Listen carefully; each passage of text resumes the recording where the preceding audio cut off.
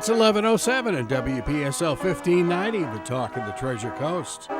And you're on the Friday the 13th edition of Ask a Rabbi. And this is Rabbi Shafir Loeb of Congregation Eitz Chaim, your Jewish home on the Treasure Coast. So, yeah, I'm trying to work my technology here. And it is sometimes the challenge, but that's okay. So I've got to ask you, were there any black cats or ladders in the Talmud? No, that little superstition comes elsewhere. It's certainly not out of the book. No, well, you know, where Friday the 13th comes from is from the Templars, actually. It's when the Templars were raided and killed. That was that roundup. And that's where that comes from. So, you know, unless you're a Templar hiding from that version of the authorities, you probably are, in fact, safe. Interesting. So, okay. Yeah. All right. So if you have a Templar living next door, I don't know that next door is so much of a big deal, but, you know, if it's in your house, that could be a serious issue. Oh, my. So, yeah, Friday the 13th. You know, people love superstitions, and that's not new. That's been an issue for a long time.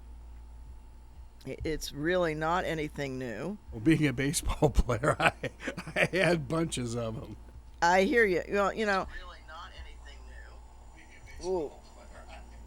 So, you know, I remember I often tell my kids in class and at IRSC, when I was showing dogs, I used to have a pair of earrings that I loved to wear that I called my lucky earrings. But, you know, the reality was that when I wore them, I felt better and I probably showed a little better, and so I tended to win. And, you know, that's the difference between thinking that you're the earrings really control, right? Superstition is the height of anti-godism. It certainly is. You know, I mean, some of the rabbit's foot is lucky, not for the rabbit, certainly, right? You know, I mean, it's so many comments like that you just have to really think about it a minute. So, yeah. All right, we're going to try to get here settings. Oh, no. Yeah, what can you're I still say? fighting with I'm that. still fighting with this. Uh-oh. And, yeah, well, you know, because the page won't post to my personal page. That's what I'm trying to do. I'm trying to get the so it wants to do all kinds of other things. The video's just not going to your personal page. Yeah, it's not going to me. Well, no, the video doesn't go to my personal page, because if I set that up, never mind. You're confusing me. Yeah. Okay. It's not easy on the phone for me. There we go. Now I see how I can do it. I can interact with my page as me instead of as the page, in which case I can then share it. I love technology. You're way above my head. Oh. Yeah, well, so we're now sharing it. There we go. For those who haven't looked at our studio on YouTube, she's got a regular television camera on her outside of ours, a tablet, a phone, and going to Facebook. So it's kind of cool. Yeah, it is kind of cool. You know, you can see it on the YouTube. You're right. There's this rigmarole. You can see the backside of it, and it allows me to see the Facebook Live feed. Sure. And for a variety of reasons, because this Mevo is usually used to stream the service onto Facebook, it is inherently set up to want to go to the temple page. Temple page, yes. Oh, right. yeah. So, you know, and like the Ask a Rabbi to also go to my personal page, because a lot of people like to look for it there who aren't necessarily. Yeah, what can I say? I get it. They Yeah, aren't necessarily members of the temple. Yeah. And so they go to look on my page and etc. So how's that little camera working in the temple? I think that little device is fascinating. It works really well. Now, where it's a little bit interesting, and it's been kind of almost humorous, is that it has 3 little microphones on top of it. Now, that's not a problem here in the studio where I'm close to it and there's not a whole lot of extraneous conversation. But every once in a while on the temple, you'll hear somebody say something like, "What page is she on?" Oh, no. Which is humorous anyway, because we don't, we have everything up on the board, so it's not like people are looking in a prayer book. Anyway. That's sure. Or other comments, because it's got those 3 microphones. So those mics are that sensitive. They're it's kind of very like a sensitive. shotgun mic. Wow. And, I do, and that was actually in the video, the instructional video on how to use it in congregations. And it said, warn people anywhere near the camera that it will pick them up. So keep idle chatter to a minimum. And I have warned people, but people forget. It's the classic hot mic. Oh yeah. Well, and being as small as it is, it will disappear. Oh, even to most people. You and I know that even if the camera is 2 feet long, it disappears. It does. After a while. People start ignoring it. And if you're on camera, it should never have been there in the first place, psychologically. Yeah. You're just speaking to the other person. Right. Yeah. And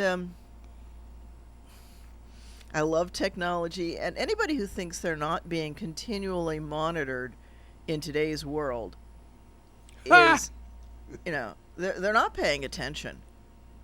Right? There's security cameras that video your car, that can zoom in on your license plates, that can zoom in and see even in the dark tints who's inside the car and stuff like that. And that technology is not new. No. It's been around for a long time. It's just that there's a lot more of it now, what we call the Internet of Things. And there's so many things in your home that monitor you. It's not just your smartphone or your smart TV, because the smart TV does an awful lot of watching. Alexa does watching. Oh, our Google Home? Yeah. Every once in a while, and there's like 2 or 3 commercials that it will respond to, and I'm thinking, whoa, where did that come from? Yeah. And it's a song usually that kicks into that, and all of a sudden the Google Home reacts, and I'm thinking, oh no. Yeah, so it's listening. Yeah, but I mean, even your microwave is listening. Wait a minute, come on. It records your rhythm. I had that on my phone this morning. I get up a little bit earlier than I usually do on the days that there's a broadcast, because I'm not usually out of the home this early. I will be this semester because I've got a 9:30 class. Woohoo! 2 days a week. Not in Stewart, is it? No, it's in Pruitt. That's that's at least it's in Port St. Lucie. I was gonna say, of course, I'm located halfway between the 2 campuses. That's true. Yes. So, where I am, it's either get on 95 and go north, or get on 95 and go south. And the key is, I hope my car remembers in the early morning hours which way it's supposed to go. But in any event, so I got up this morning, and that's another thing the phone tracks, of course, the GPS. And it's not just on I know it's on my tablet, I know it's on my phone. Everything's recording where all of my identities go. As I like to say, I may have multiple identities, but at least they all know each other.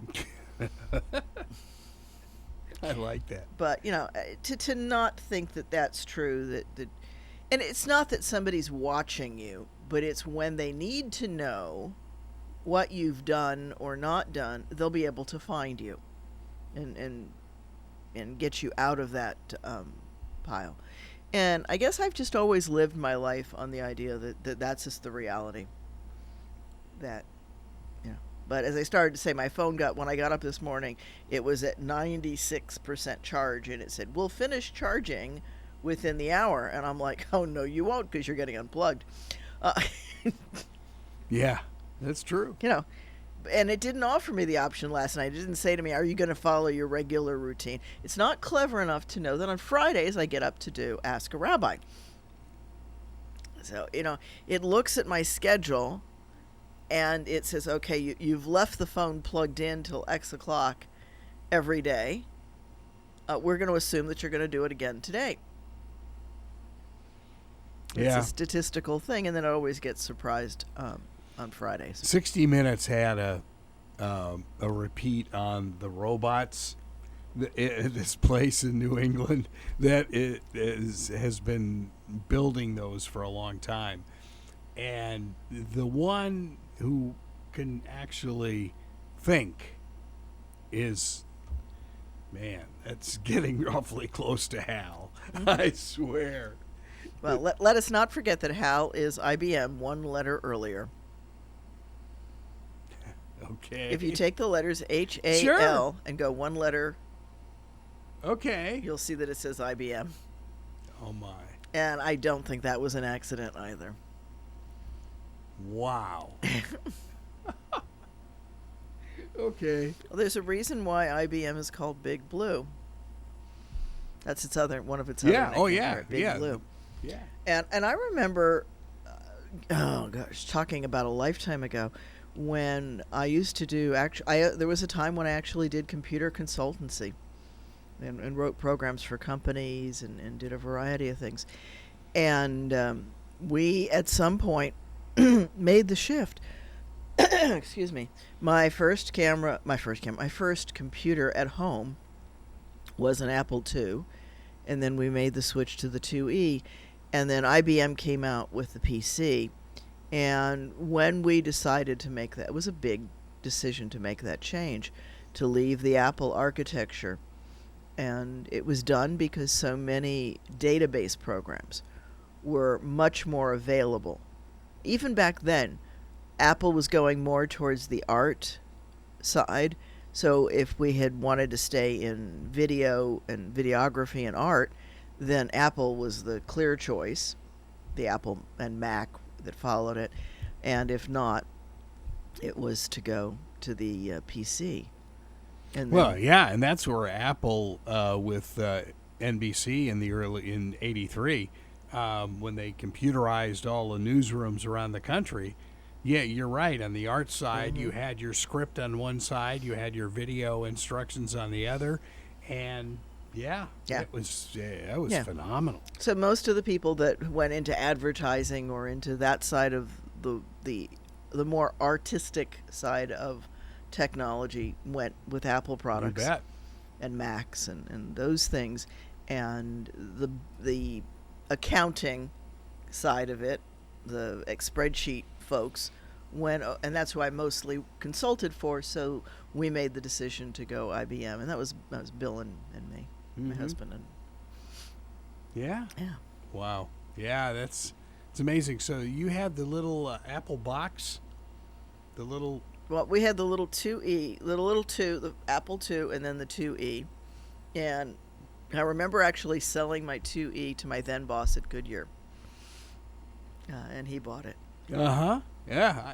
I'll tell you, that little crazy box that we got with NBC, and I'm not sure what it was, Apple II or whatever it was a fine little computer. Yeah.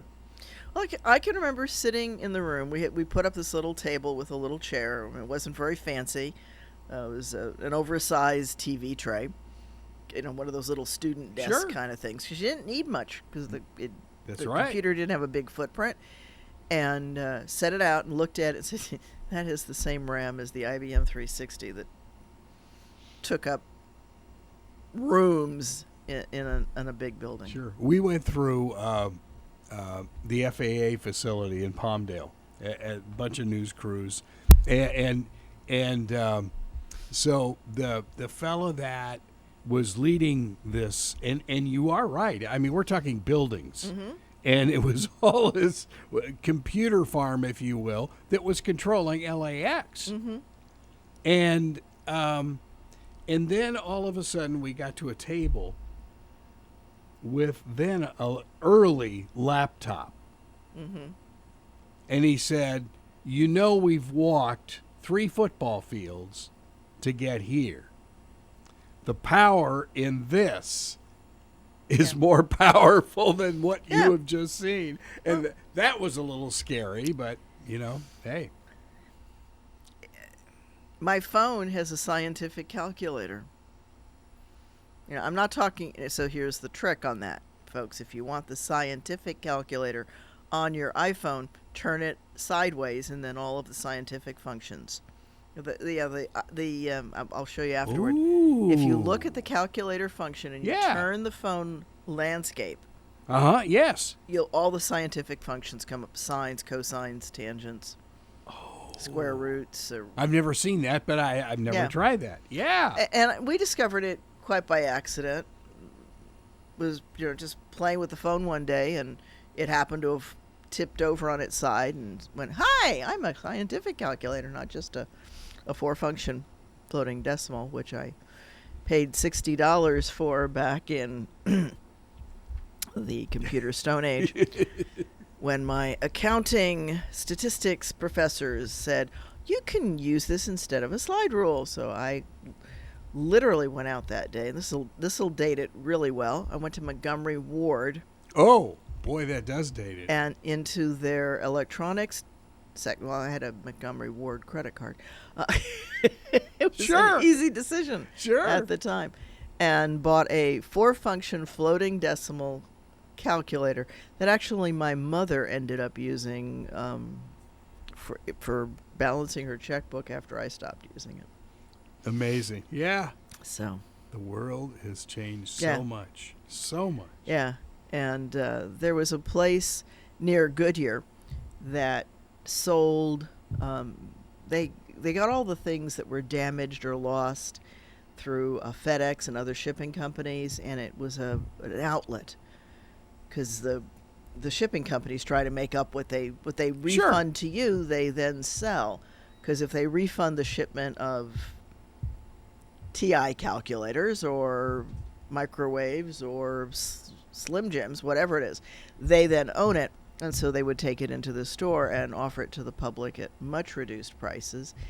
And this is telling a tale from my husband. He was sitting at his desk at Goodyear, and somebody came in and said, oh, they have these calculators. They have TI calculators over at this store, and they're like $100 or whatever it was. And my husband literally grabbed his coat, walked out the door, and went and bought one. Your reference to Texas Instruments. Yeah. TI. Boy, that goes back. Yeah, sure, TI. TI calculators. Yeah. So there's technology is not new. Certainly satellites and governments looking at each other from the skies is not new. So how do they build the pyramids and temples? Slowly. Yeah, it's the old power triangle, right? You either have quality, cost, or time.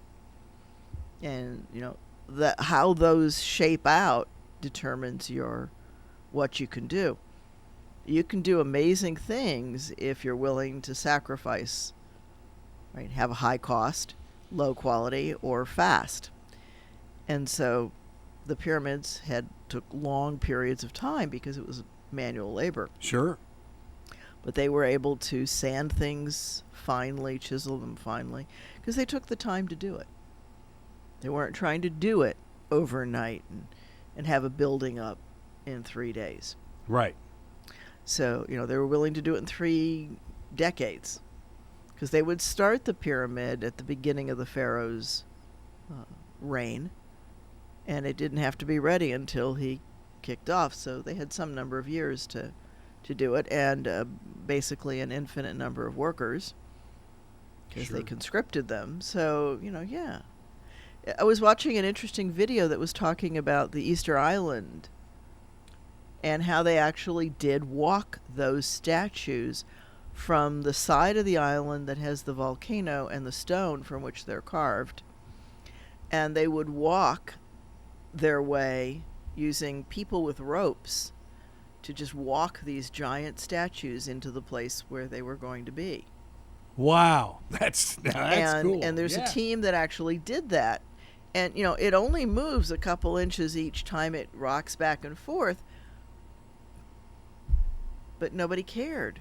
Yeah, that's cool. It actually probably was a celebration of moving the statue across the island. They didn't have that far to go. Easter Island's not that big. Right. But still, I mean, those stones are huge. They are and it showed the archaeologists and the researchers walking one of them, a mock-up of it. And it was, and the oral tradition talks about the statues walking. And it's not that the statue got up on its own little legs and walked itself across, which of course is one of the popular misunderstandings of that. The myths. But how do you describe, I talk about walking things across my house if the box is too big. I'll walk it to where I'm going to open it rather than carry it. That's not new. That's old technology. Walk something that's heavy. You walk your refrigerator till they put it on wheels. And, so pyramid pieces were probably rolled on rolling stock. And slaves had to probably carry the rolling stock from the back to the front. Keep it moving. Mm-hmm.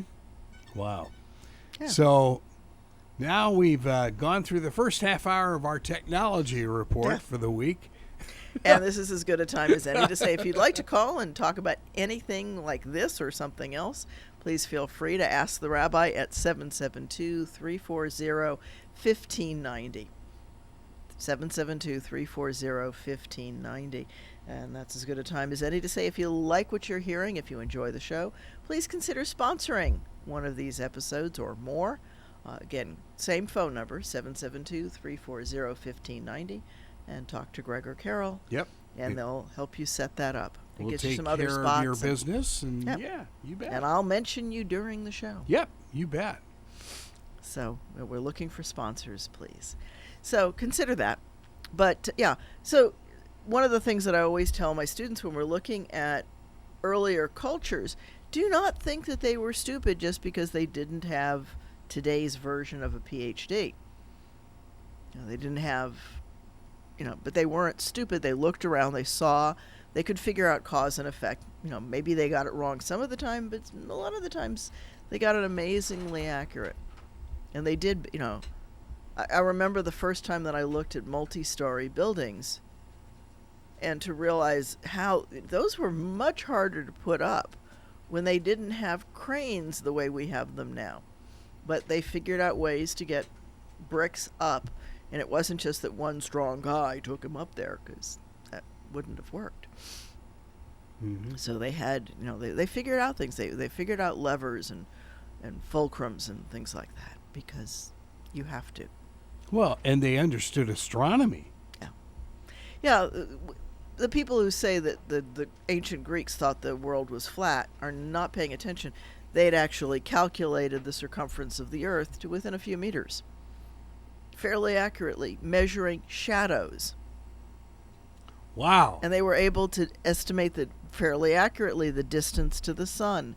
Same idea. So they were not unaware of the world on which we live, this third rock from the sun, the blue planet. And the word planet means wanderer, so they had noticed that planets didn't follow the seasonal rotation that the constellations do. They noticed that there were some stars in the sky that looked different and wandered, i.e., didn't follow the same orbit as, say, Pleiades or Capricorn or any of the constellations. So, yeah. And they got that. They got that. Yeah. They got it. Columbus didn't think he was going to fall off the earth, and neither did anybody else who had anything to do with it. But boy, never mind. We won't get me started on the havoc that they wreaked. Yeah, sure. Yeah. Well, you had all these very ambitious kings and queens that wanted everything. Well, and I'm not going to, Columbus certainly was a willing participant. In fact, he got called back to Spain a few times, having to do with a number of things. But, yeah. And just as I said earlier, to not think about when your product is going to harm your customers, that over the long run, that's not good for your customer base. It's not good to kill off the people buying your product. It's not good to kill off the people who are going to vote for you or not, or, I'm sorry, that's just... But what amazes me, you talk about, the explorations of various countries and stuff, whether it was us and the Native Americans or whether it was the Aussies and the Aborigines. Yeah. It's the same thing. It's the idea that just because you have a higher technology that you have inalienable rights to abuse others is just amazing. It amazes me, because long run, it's an incredibly short-sighted view of life, and it's viewing others as being somehow an infinite supply of something, and people are not an infinite supply. Yet society consistently does it. Mm-hmm. Consistently over the millenniums. I mean, it's like it's never realize your mistakes. Well, if you look at the Davidic wars in the Bible, that's a war of people who were in the Iron Age coming in to folks that were in the Bronze Age. So that is also a technological issue. The Philistines had iron working, and the Israelites did not at that time. And David is responsible in a lot of ways for bringing that technology from the Philistines into Israel. And yeah, technology is ever the war. Who's got what technology? And we see it played out in a slightly more sophisticated version today, in who's got what computer technology, who's got what chips, who's got. And I was talking with somebody who works in a supply chain that uses electronic components, and he was talking about an inverter, a small inverter that typically would cost about $10, but because of the shortages associated with COVID, it went to like $10, even $20 from the suppliers, but they're all out of stock. And so you're having to buy it from essentially scalpers at $200 and some dollars. And he was talking about North American plants being built, but that they're being built to an older technology while the Asian factories are already moving to the next technology. And it's like, okay, American plants, wake up, make the transition before you finish building. Get ready to build the next technology, or we're going to be playing catch up. That's our own fault of taking the technology away from America and putting it into lower cost labor markets. Yep. Tremendous costs associated with that. I don't know whether you happen to catch on Facebook this morning, there was a picture of 50,000 cars in Kentucky waiting for components, brand new, that are waiting for the computer chips. And it's like, you just sit there and you're thinking, what have we done? What in the world have we done? We've allowed a coup of sorts, if you will, right? An economic coup. And yeah, because most of those chips come from China. Yeah. And the Chinese could just say, let's take our time. Yeah. Well, and they're experiencing a Delta variant rise as well. Yes. So their factories are not at full speed. They're having they're quarantining and isolating and doing a lot of those things. So yes, their economy is slower than it has been, and a lot of their factories are very close quartered operations, and so COVID has run amok in some of those areas. There's a lot of pieces to this. The whole moving of everything to this low-cost market and not pretending to know that the workers are not treated well. That willful ignorance, that's not okay. And it's legally not okay, actually. Right? Because laws are written that you know or should have known. Right? The idea being that you can't say, well, I didn't bother to check, I didn't ask. Well, shame on you. You're in a position of responsibility, and you should have asked. You should have known. You should have checked. And I talked a little bit last show about companies like Zara that put out on their website, oh, the majority of our suppliers are in Spain. Well, that's because in China you go through 5 suppliers and pretend that, you know, the 92% of your production that's in Asia is only a couple of suppliers. Right. That's definitely the peanut under the cup game. And, you know, the customers that say, oh, it's okay for this company to use unethical sourcing are complicit as well. Because today, if you look at it carefully, but, you know, even on Ask a Lawyer, Stewart in one way brought it out. People don't read the documents. Oh, yeah. They listen to people who tell them what they think is in the document. What they think is the operative word. Yeah, what they want to have in the document. Yeah, that too. Right? You know, and you see that continually with scriptures. Most people do not read. When they say that's in the Bible, my favorite question is where? You know, and they'll give me some verse. I said, you know, read it to me. Read the sentence in front of it. Read that section. Read the sentence behind it. And then tell me if it really says what you think it does. Well, I guess it could have a different meaning if you look at those other things.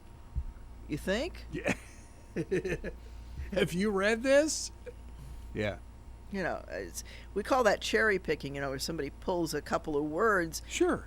And where I really love it is when they pull it out of English and they, you know, make some definitive statement and they have no idea what the underlying Hebrew, or if it's Christian scriptures with the Greek underneath it, or even the Latin. And there's translations all along that way. But that's an old saw that I've run back and forth on this tree a few times in this segment, and or in this hour. So have your students now, what kind of a class have you got? I mean, are they sharp Well, classes kids? Haven't started yet. Well, I mean, the IRC. last one that you had. The one that just ended Yeah. I don't know, a week ago now. Yeah. Most part they were pretty sharp. The one that I loved was the one that sent me an email a week after class was over and said, hey, I really, you know, I'm sorry that my assignments have been late and not quite as good as I can probably do, but I really need a C in this course or better. And I'm like, you know, grades went in, you got what you earned. I don't give grades. I assess what you've earned, yes, but you kind of have to turn in the assignment to get something higher than a 0. I'm sorry. You know, it's a whole lot easier to win the lottery if you buy the tickets. And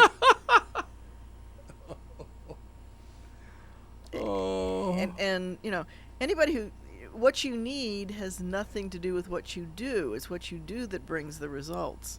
Sure. But, you know, the other side to that, and we had actually a discussion. We had our faculty meeting yesterday, and yeah, it's one of the reasons I'm looking kind of like, what's today? Yeah, on Wednesday I submitted my final paper for my MBA, and then we had the faculty meeting all day yesterday, and by today I'm like cottage cheese. Wait a minute, back up. You submitted your final paper for what? MBA. You've got 2 PhDs, for God's sakes. I have to put an MB at the end of that. Oh, I'm perennially a student. I love to learn. And what's the MBA going to be in? It's in management and leadership. Wow. So, Okay. and and I'll still, I will still continue to learn things, because I think you keep your brain sharper and when you continue to learn. And so, I'm continuing to look at new things and do all Wow. kinds of things like that. It doesn't mean going to a library or anything, does it? Well, that's a big difference. When I got my first master's back in the Stone Age, Yes. you walked into the library, and I do miss the smell of the library. See, I heard Loyola University had a library. Yeah, but you never visited. But I never went there. But and this is a sidebar on that. But yeah, when I worked at my first master's, you walked in the stacks. You went through the racks of magazines to find the articles that you wanted, or the books, and they had a black on white, or white on black, or what. It was the reverse of what Xerox finally came out with for copiers. And I was happy to have that, because I could photocopy a section and not have to sit at the table. But there were long hours of sitting at the table, copying out notes from your sources and documenting where you found them and what have you. So back then it was what? Probably mimeograph, wasn't it? Yeah, well, some of the stuff we got in classes were spirit masters and all of those good things. Yeah, Ooh. Get high while you Ooh. get the copies. It Yes. smelled really good at the beginning. Oh, yes. And they came in bright colors, purple and green and whatever other Yeah, I remember those days. people used to use. And I can remember my parents cutting and pasting some of the backs to get different color stuff when you ran it on the Mimeo machines. Yeah. I have some print experience. My mother had a newspaper that she ran, a little weekly rag. And wow. when that first came out, it was actually mimeographed, and then we went Sure. then we went to offset press, and so yeah, long hours. I can remember sleeping on stacks of paper and hearing the. Oh, yeah. It wasn't a train; it was the printing press. When I was a teenager, The old linotype. oh boy, I started out at, it was the Herald Examiner had a prep group of young buck reporters that would all get together and work on high school stuff. And so I started there, and then this radio station, KFWB in LA, had a disc jockey who wanted to do some high school stuff. And wanting to really get into this business anyway, Mitch Reed was his name, and he just asked me, he just said, hey, why don't you handle this for me and write it for me so I can go on the air? So the second week, he just said, I don't want to do this. You go and do it. He said, you just work out of the newsroom. And that's where it all started. And it went from there. I was 14 years old. It was like, oh my goodness. Yeah. Yeah. When my senior year in college, I was the editor-in-chief of the Ursinus Weekly and the manager of the WRUC FM. 89.5 FM in stereo. I think it had 1 watt and went a whole block, but that's it. Yeah, that was the standard joke. You could get it for at least a block. Yeah. But mostly it piped into the dorms and things like that. Our KXLU at Loyola University was Yeah. in the dorms. Yeah, and there were people who would tell me this and that they had heard on it, or one of the best things we did in the newspaper side of it was in the classifieds. We had a personal section, and it was just in a goofy mood one day, and posted in the classifieds something along the lines of rabbit to carrot chomp chomp, and then the next week it was carrot to rabbit oh no. and just these little tiny one-liners, if you will. And people were following that. It was interesting. It was a weird experience. And the first time that we used to give the paper out on Thursdays at dinner. It went to bed Monday In the cafeteria, in right? the cafeteria. Yeah, right. no, We I brought see all that. we brought all the articles in Monday, and then 10 o'clock Monday night, it went to bed, and I drove up to where we had the paper printed. I physically dropped it off, God. picked up a pizza on my way home, and my roommate and I would eat the pizza late at night back in the dorm room, probably around 11. Now, how many did you print? That I don't remember, but it was a fairly good number because it went out to the whole student body. And then Wednesday morning, we went and they had everything typeset, and we finished up the headlines. We had given preliminary headlines Monday night, and then we looked to see what the paper actually looked like, moved it, proofed it, did all of that Wednesday. That took a couple of hours on Wednesday, because I couldn't schedule classes Wednesday morning, which, but I did have to get up early to go to Get the paper. to do the paper, and they would actually reset whatever type needed to be reset, and then they delivered it on Thursdays. Oh, so you didn't have to actually go and get the We didn't have to go papers. and get it. Oh, They good. actually, thank I God. was- They, I was well, gonna they had say, they that had would be a trucks. lot. They brought the Okay. boxes. There you go. And Yeah. they dropped them off in front of the main dining room. Okay. And they, dinner was at 6, between 6 and 6:22, and the paper usually came out about 5:30. Okay. And so they'd drop them off, and then students would be reading them. And there was this one particular Thursday rather, where they ran a few minutes late, and they didn't get there until like 10 of 6. And so the boxes came out, and we ripped them all open, and we're handing out the papers to all the students. And I looked out across the dining hall, and everybody had their nose in the paper, and it was That's such cool. it was a really, yeah, because most of the time people would have read it before they went into dinner, and then they'd talk about what they had read. But this particular day, everybody was reading it while they sat at their table waiting for the food. That's a neat To be story. brought. I like that. Yeah. Yeah, it was a very weird feeling, and of course, if we'd had the phones that we have today, I'd have been snapping all kinds of pictures of it. But it's a memory in my mind, seeing Ursinus Weeklies, and on an April 1st edition, because that year Oh no. the paper came out on an April 1st, and we changed everything, and we called it the Ursinus. Instead of weekly, it was Weakly. Oh no. And yeah, we did all kinds of stuff like that on that page. We'd planned that well in advance, and the logo on it was all the news that fits we print.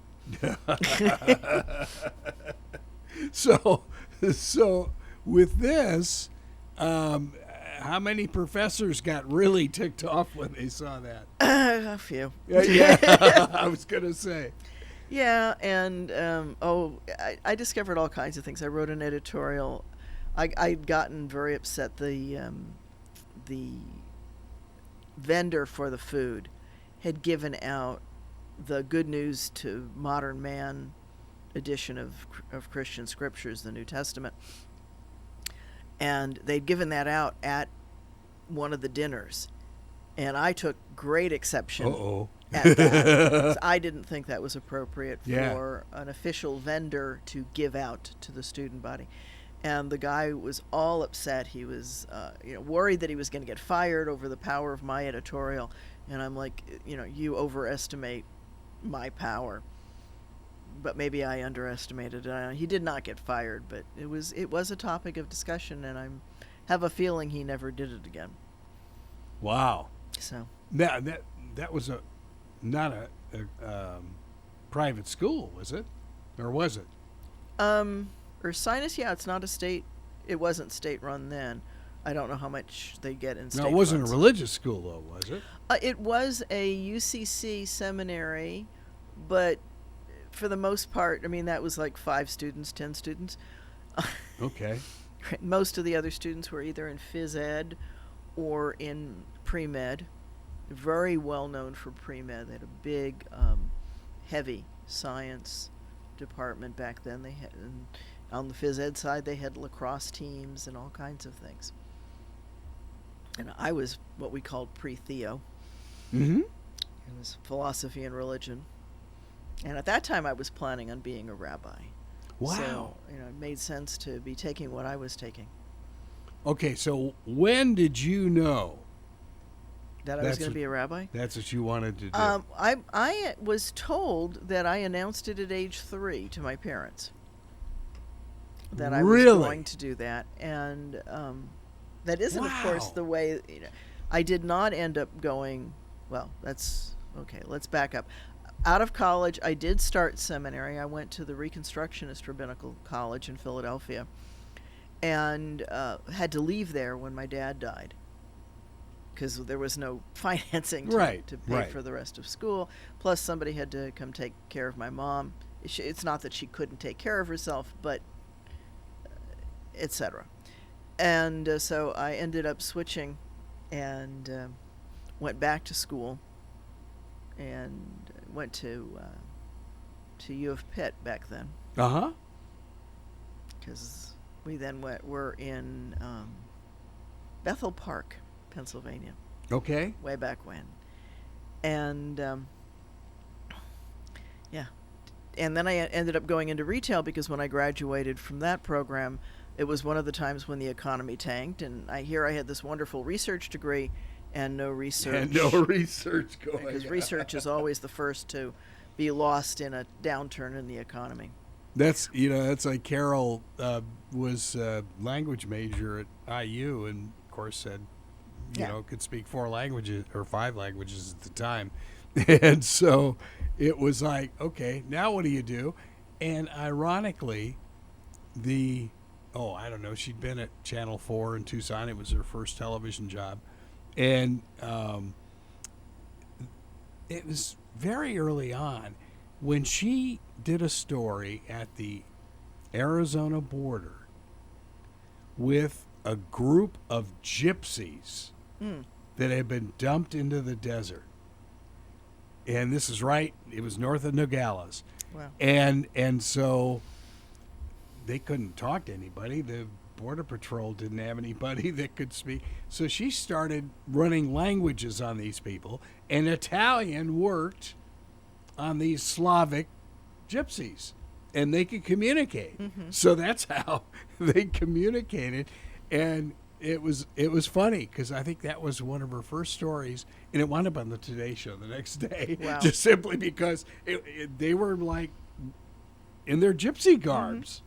It was so cool, to see. Yeah. Language is an interesting piece. And you're right, because I have forgotten.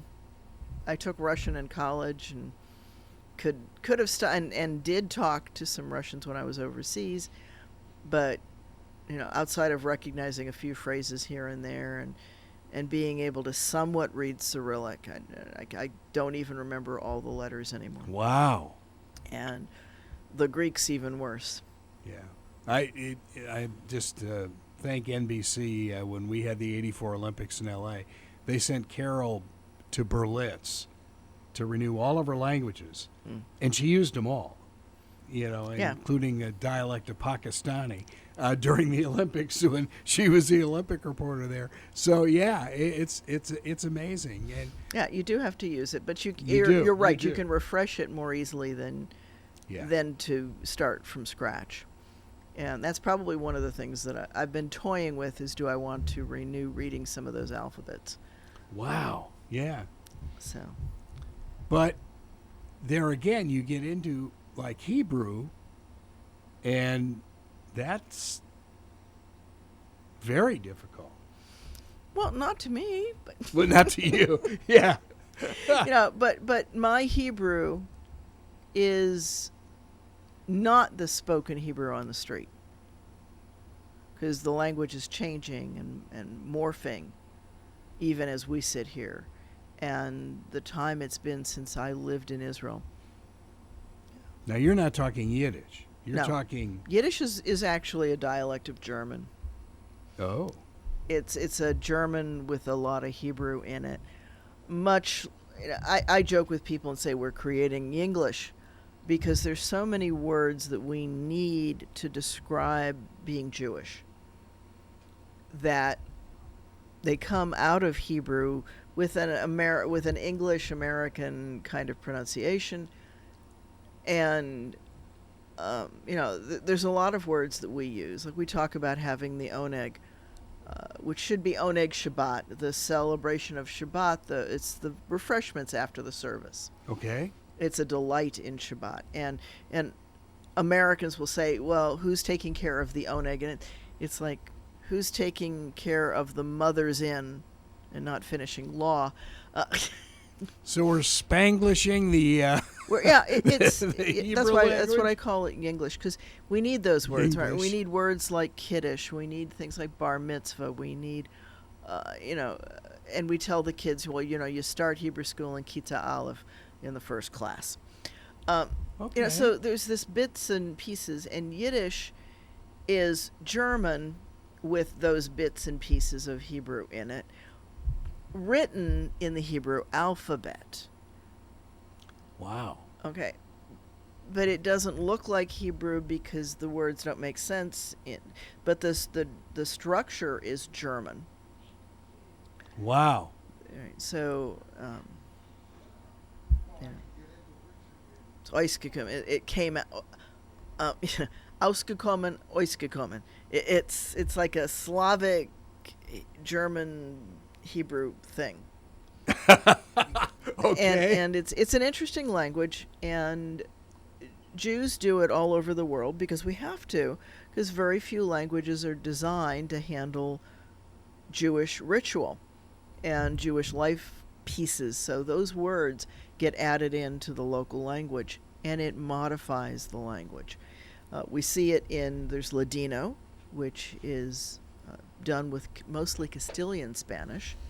Oh, wow. Okay. And that's for the Spanish Jews. They speak Ladino. Ladino. So you'll hear from them, ocho candelicas. Ocho candelicas para mí. Whoa. In Hanukkah we sing that. 8 candles for me. Yeah. So, and then there's a version of it from the Iraqi Jews. And wherever Jews live, there's a modification to the language in order to be able to do the ritual life. Cool. So it's a natural thing. And I hear the music. That means we've run out of time on this episode of Ask a Rabbi. So thank you for being here. I appreciate all of you. I appreciate it. Please consider being a sponsor in the future. This is Rabbi Shafir Loeb of Congregation Eitz Chaim. We'll talk next week more about the High Holy Day coming up, and a thank you to St. Andrew, where we'll be holding our services with distancing. You've been listening to Ask a Rabbi right here on WPSL, Port St. Lucie. Talking the Treasure Coast, webcaster to the world. It's 12 noon.